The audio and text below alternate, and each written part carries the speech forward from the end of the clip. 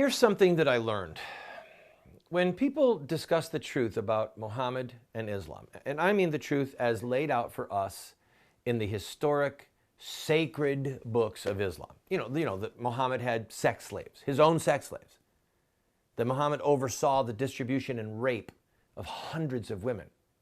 That Muhammad ordered the decapitation of hundreds of boys, teenage boys, and old men and middle-aged men, non-combatants. Okay, when we discuss the truth about Islam and Muhammad, those who are blinded, willfully blind, and enslaved by political correctness will say, well, you're bigots. You're xenophobes. You're afraid of things that are different than you are. You're Islamophobes. They'll do everything they can to mock us, to marginalize us, rather than look at the historic facts, just to read the texts. I mean, I'm assuming that these liars and deceivers and these politically correct fools can read.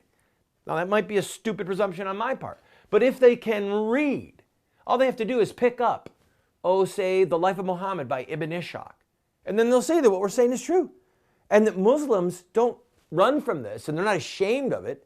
They embrace it. They imitate it. Contrary to what Obama said, ISIS does represent Islam. Okay? Now, Winston Churchill, let's go to Winston Churchill for a minute. When Churchill was in Parliament as a backbencher, not a person with big power in the 1930s, he was accurately warning of the danger that Adolf Hitler posed to all of Europe, okay? He was saying Hitler's going to plunge us all into war. And the English press, guess what they did? They mocked him. They vilified Churchill, not Hitler. They vilified Churchill. They called him a fearmonger, a warmonger, and they praised Hitler. The BBC, this is almost funny if it wasn't so tragic. The BBC actually banned Churchill, the British Broadcasting Company. It banned Churchill from the airwaves for a significant season because of his criticism of Hitler and the Nazis. But Churchill was right. And the politically correct appeasers, the fools, were wrong. And the English people ultimately chose Hitler, or rather chose Churchill, to lead the war because he had told them the truth when the truth was unpopular. He did not have blood on his hands.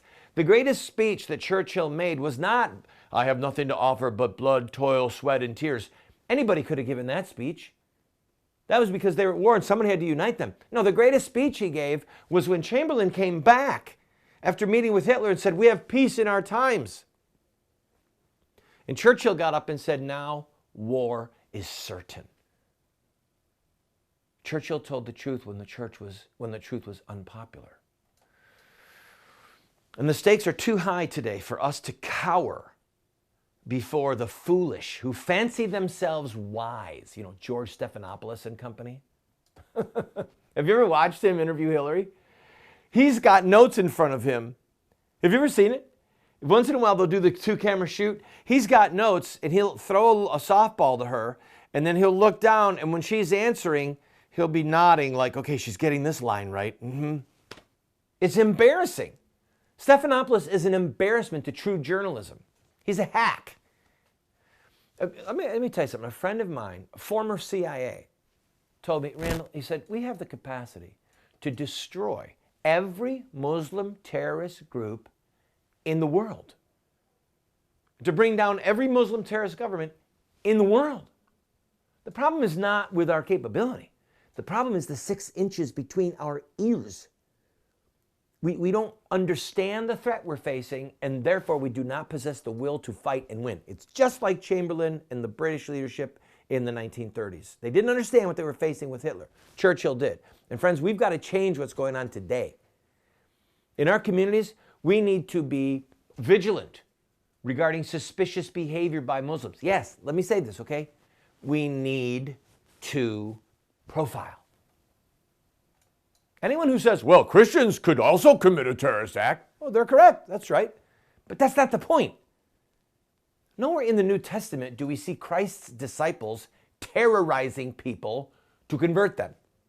Nowhere do we see Jesus God forgive me for even saying this. Nowhere do we see our Lord Jesus Christ ordering his disciples to murder unbelievers and make sex slaves out of their widows and their daughters.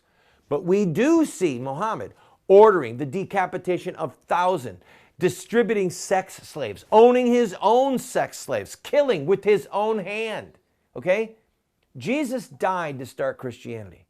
Muhammad killed to start Islam. And the ideology and religion of Muhammad is the ongoing threat in this life. So yes, we need to profile, because the closer a Muslim draws to Muhammad's example, the greater the chance that he will act out Muhammad's example with acts of terror.